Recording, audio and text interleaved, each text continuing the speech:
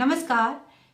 आज हम देखेंगे कि किस तरीके से हमारे कॉन्स्टिट्यूशन में जो प्रावधान किए गए हैं राष्ट्रपति की शक्तियों को लेकर उनके बारे में ही हम डिस्क्राइब कर रहे हैं। उससे पहले मैंने राष्ट्रपति की जो शक्तियां थी उसके बारे में पूरा विवरण दिया हुआ है। जिन लोगों ने उस वीडियो को नहीं देखा है उसका लिंक डिस्क्रिप्शन में मौजूद है, आप उसे वहां से देख सकते हैं। ये पूरी पॉलिटी की सीरीज है, इसमें बहुत सारे महत्वपूर्ण टॉपिक्स मैंने डिस्कस किए हैं।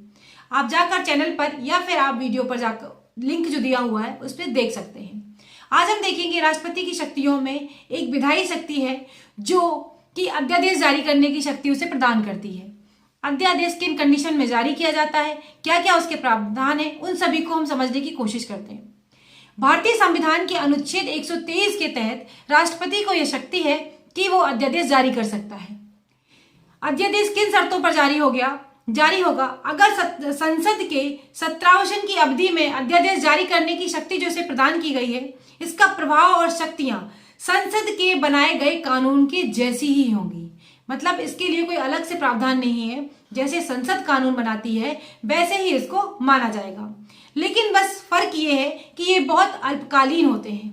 कई बार यूपीपीसीएस एग्जाम में पूछा जाता है कि 123 आर्टिकल किससे संबंधित है, तो आपको पता होना चाहिए कि जो आर्टिकल है राष्ट्रपति की विधायी शक्तियों से संबंधित है और ये अध्यादेश जारी कर सकता है।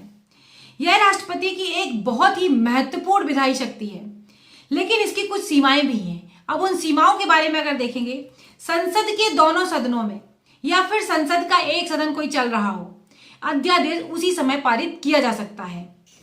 जब केवल एक सदन का सत्र चल रहा हो, क्योंकि विधेयक दोनों सदनों से पारित होना आवश्यक होता है, इसलिए उस समय पर जब एक सदन चल रहा होगा तब ये विधायी शक्ति अपनी उपयोग कर सकते हैं। कोई भी अध्यादेश केवल तभी जारी किया जाता है जब राष्ट्रपति को यह लगने लगे कि जो मौजूदा स्थिति है उसके लिए कोई कानून बनाना आवश्यक है और तत्कालीन कोई कार्यवाही की आवश्यकता अगर उसको लगती है कि कोई तत्कालीन कार्रवाई करनी है और कोई कानून बनाने की आवश्यकता है, तो राष्ट्रपति के पास ये शक्ति है कि वो अध्यादेश जारी कर कोई कानून बना सकते हैं। 38वें संविधान संशोधन में ये कहा गया था कि राष्ट्रपति की संस्तुति अंतिम और मान्य होगी। अगर राष्ट्रपति ने अध्यादेश लागू कर दिया है या जो बनाया है नियम, वो उसका निर्णय और उसकी संस्तुति अंतिम होगी। लेकिन 44वें संविधान संशोधन के अंतर्गत इस बात को खारिज किया गया और कहा गया कि अब राष्ट्रपति की संतुष्टि जो होगी, अगर राष्ट्रपति संतुष्ट है तो उसको भी असद्भाव के आधार पर न्यायालय में चुनौती दी जा सकती है। देखिए, 38वें आर्टिकल में बहुत सारी चीजें ऐसी करी गई थी जो न्यायिक समीक्षा से परे रखी गई थी। जो लोग मेरे से पुराने वीडियोस में जुड़े हुए हैं वहां पर भी मैंने डिस्कस किया है कि बहुत सारी चीजें थी जो 38वें आर्टिकल में 38वें संविधान संशोधन के तहत ये कहा गया कि ये न्यायिक समीक्षा से परे हैं, लेकिन 44वें संविधान संशोधन के अंतर्गत इन चीजों को नकारा गया। अध्यादेश केवल उन्हीं मुद्दों पर जारी किया जा सकता है जिन पर संसद कानून बना सकती है। तो संसद किन किन पर कानून बना सकती है, उन्हीं पर अध्यादेश जारी किया जा सकता है और इसकी वही संवैधानिक सीमाएं होंगी जो कि संसद की होती हैं।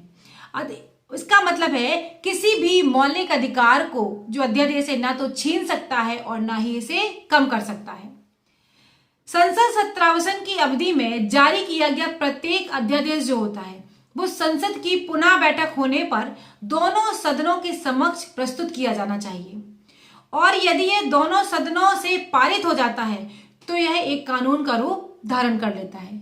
बात आपको शायद समझ आ रही होगी कि संसद का जो सत्रावसन होगा, जो अवधि होगी, उस समय पर इसे जारी किया जाता है और संसद की जो पुनः बैठक होगी दोनों सदनों से इसे पारित होना आवश्यक है। यदि संसद के दोनों सदनों से यह पारित हो जाता है तो यह कानून का रूप धारण कर लेता है। यदि संसद कोई कार्रवाई नहीं करती है तो संसद के दोबारा बैठक के 6 हफ्ते के पश्चात यह अध्यादेश समाप्त हो जाएगा। लेकिन अगर संसद के दोनों सदनों द्वारा इसे निर्मोदन कर दिया जाता है तो क्या होगा, ये 6 हफ्ते से पहले भी इसे समाप्त किया जा सकता है और ये समाप्त हो जाएगा। किसी भी अध्यादेश की अवधि जो होती है वो मैक्सिमम 6 महीने ही होगी। कई बार एग्जाम में क्वेश्चन यहां से पूछा गया है। राष्ट्रपति अध्यादेश को किसी भी समय वापस ले सकता है। हालांकि राष्ट्रपति जब अध्यादेश जारी करता है तब भी वह प्रधानमंत्री वाली मंडल से ही सलाह लेता है और वापस लेने पर भी उसी की सलाह लेता है। अक्सर कर मैंने देखा है राष्ट्रपति जितने भी काम करते हैं हमारे कॉन्स्टिट्यूशन में, सभी की सभी जो प्रधानमंत्री जो मंत्रिपरिषद होती है उसी की सलाह पर ही काम करते हैं। संविधान संशोधन के लिए अध्यादेश जारी नहीं किया जाता है। ये बात बहुत याद रखने योग्य है कि अध्यादेश जो संविधान का संशोधन है उसके लिए अध्यादेश जारी नहीं किया जाता है। यह प्रक्रिया राष्ट्रपति को अचानक उत्पन्न हुई परिस्थितियों से निपटने के लिए शक्ति प्रदान करता है, न कि सामान्य परिस्थितियों में। लोकसभा के नियम के अनुसार जब कोई विधेयक किसी अध्यादेश का स्थान लेने के लिए संसद में जब प्रस्तुत किया जाता है तो उस अध्यादेश के जारी करने का कारण और परिस्थितियां दोनों सदन के समक्ष प्रस्तुत करनी चाहिए। अब अगर बात करें, अब तक राष्ट्रपति के अध्यादेश पुनः जारी करने के संबंध में कोई भी मामला न्यायालय में प्रस्तुत नहीं किया गया है, लेकिन एक मामला है डीसी बाजवा मामला जो उच्चतम न्यायालय में गया था 1987 में, और इसका निर्णय काफी संगत दिया गया। इसमें कहा गया कि इसमें न्यायालय द्वारा कहा गया कि सन 1967 से 1981 के बीच बिहार के राज्यपाल के द्वारा 256 अध्यादेश जारी किए गए और इन्हें समय समय पर पुनः जारी करके 1 से 14 वर्ष तक प्रभावी भी रखा गया।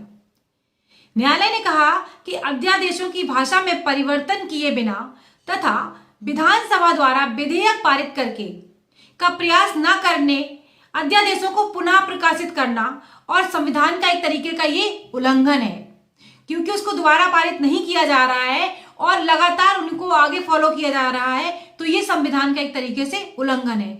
यह कहा गया कि अध्यादेश द्वारा विधि बनाने की वैकल्पिक शक्ति को राज्य विधायिका की विधायी शक्ति का विकल्प नहीं बनना चाहिए। तो इस पर कहीं ना कहीं न्यायालय ने हस्तक्षेप किया। राष्ट्रपति की कुछ शक्तियां देख लेते हैं। राष्ट्रपति की क्षमादान शक्तियों के बारे में बात करते हैं। राष्ट्रपति की क्षमादान शक्तियों में देखेंगे, भारतीय संविधान के अनुसार 72 की जो आर्टिकल 72 है उसके अंतर्गत राष्ट्रपति को ये शक्ति प्रदान है कि वह क्षमादान शक्तियां प्रदान कर सकता है। किनको? अपराध के लिए दोषी ठहराए गए व्यक्ति को राष्ट्रपति क्षमा दे सकता है, दंड के अध्यादेश का निलंबन कर सकता है, प्राणदंड को रोक सकता है, राहत और माफी भी प्रदान कर सकता है। निम्नलिखित में से अगर हम इन्हें देखें, चीजों को समझेंगे तो क्या है, संघीय विधि के विरुद्ध किसी अपराध में दिए गए दंड में कहां कहां राष्ट्रपति को शक्तियों के लिए बात करी गई है? संघीय विधि के विरुद्ध किसी अपराध में दिए गए दंड में। दूसरा है सैन्य न्यायालय द्वारा दिए गए दंड में, और तीसरा है यदि दंड का स्वरूप मृत्यु दंड हो। आपने देखा था निर्भया वाले केस में कितना राष्ट्रपति के समक्ष भी इस चीज को डाला गया था, क्षमादान शक्तियों के अंतर्गत ही, कि शायद वो क्षमा कर दे उनकी मृत्यु दंड को। तो इस तरीके के प्रावधान भी हैं कॉन्स्टिट्यूशन में कि राष्ट्रपति के पास लोग अपनी याचिका डाल सकते हैं। राष्ट्रपति को क्षमादान शक्तियां न्यायालय की शक्तियां से स्वतंत्र है, मतलब राष्ट्रपति की जो क्षमादान की शक्तियां हैं उनको न्यायालय से एक साथ नहीं मिला के देखा जा सकता है। यह एक कार्यकारी शक्ति है, लेकिन इस शक्ति के प्रयोग के लिए वह एक न्यायालय की तरह पेश नहीं आता है। जिन लोगों को पीडीएफ चाहिए है वो हमें टेलीग्राम पर ज्वाइन कर सकते हैं, पीके एजुकेशन कोर में, वहां पर आपको सभी पीडीएफ मिल जाएंगी। क्षमादान शक्तियों में देखेंगे, इसमें दंड और बंदीकरण दोनों को ही हटा दिया जाता है तथा दोषी के सभी दंडादेशों और निर्भरताओं को पूर्णतः उसे मुक्त कर दिया जाता है, मतलब उसे हर तरीके से क्षमा कर दिया गया। लघुकरण में क्या है? लघुकरण इसका मतलब होता है कि दंड के स्वरूप को बदलकर कम कर दिया जाता है। जैसे मृत्यु दंड को कम करके कठोरावास में कन्वर्ट इसे कर दिया गया। आप ऐसे समझिए, लघुकरण कर दिया गया तो किसी को मृत्यु की सजा मिलनी थी तो उसको आजीवन कारावास कर दिया गया। परिहार में देखें, रेमिशन दंड की प्रकृति को बिना परिवर्तित किए हुए उसकी अवधि में कम कर देना। जैसे कि किसी को 2 वर्ष का कठोर कारावास दिया गया है तो उसको 1 वर्ष कर देना, या फिर किसी को 5 साल का कारावास है तो उसे 2 वर्ष कर देना, मतलब दंड की जो अवधि है या ये टाइम है उसको कम कर देना। विराम में होता है विशेष परिस्थितियों की वजह से सजा को कम करना, जैसे कि शरीर की अपंगता हो गई या महिलाएं जो हैं गर्भावस्था में हैं तो ऐसी विशेष परिस्थिति में उनकी जो सजा उन्हें मिली है उसको थोड़ा सा कम कर देना या फिर उन्हें निलंबन कर देना। प्रविलंबन क्या होता है? किसी दंड को कुछ समय के लिए टालने की प्रक्रिया, जैसे फांसी को कुछ समय के लिए टाल दिया जाए। तो ये राष्ट्रपति की कुछ महत्वपूर्ण शक्तियां थी और महत्वपूर्ण आर्टिकल हैं जो राष्ट्रपति से संबंधित हैं और एग्जाम में कई बार पूछे जाते हैं। तो वो मैंने वीडियो आपके साथ डिस्कस किया। अगर आपको वीडियो अच्छा लगा है तो प्लीज लाइक करें, शेयर करें, और अगर अभी तक आपने हमारे चैनल को सब्सक्राइब नहीं किया है तो प्लीज चैनल को सब्सक्राइब करें, बेल आइकन को प्रेस करें, ताकि जब भी मैं कोई नया वीडियो डालूं आप हमेशा हमसे जुड़े रहें। अगले वीडियो में फिर मिलेंगे, तब तक के लिए बाय बाय दोस्तों, नमस्कार।